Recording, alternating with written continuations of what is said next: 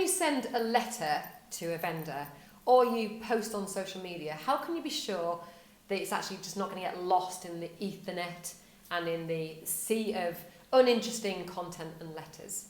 I'm going to share with you a little trick that we use here at Ashdown Jones to make sure our letters and our posts always get read and as many times as possible get actioned.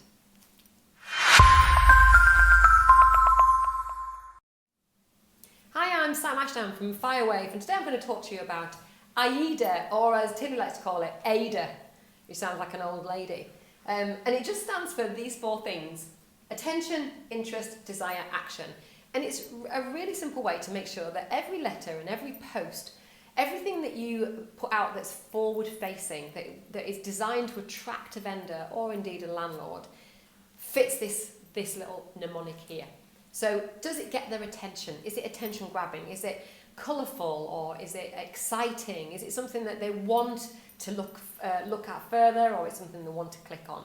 And then when they have actually stopped scrolling or opened the envelope, is it going to get their interest? Is there enough in there? So something we do in our direct mail letters is make sure that the headline is a really compelling headline. It's often a question mark. In fact, question marks is something we use often in our captions as well, because it does tend to get people's attention and interest. And then desire, do they want what it is that you're offering? So if you're offering information on the market, or you're telling them 6 things to do before a viewing, is it offering them information they actually desire and they want to read and want to find out about?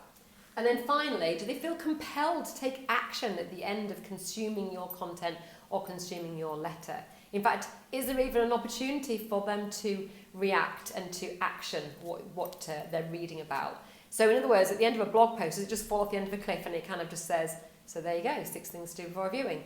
Or does it go, so there's our 6 things to do before a viewing. If you'd like to talk to somebody in our team about what you should do before a viewing on your home, or perhaps you're getting viewings but you're not getting any offers, we would love to help and we would love to hear from you. All you need to do is pop us an email or phone us or text us on. In other words, what you're doing is you're taking people to the next step, you're offering them the next step. Take them into a cul-de-sac where they can't do anything else, you're never going to get a reaction, are you, or any kind of response. So in order to get somebody's attention, interest, desire and action, follow AIDA on everything you do, and you too will be getting some super phone calls like I've just had from somebody who's wanting us to value his house because he's reading our social media and he's read all our blog posts too.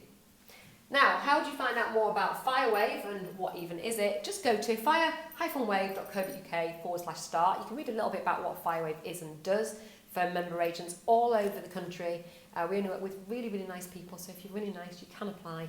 Just go to that URL and find out if your area is available, and if it is, we'd be delighted to invite you to have a chat with us to see if Firewave is a good fit, and look forward to seeing you on the next Whiteboard Wednesday. Bye.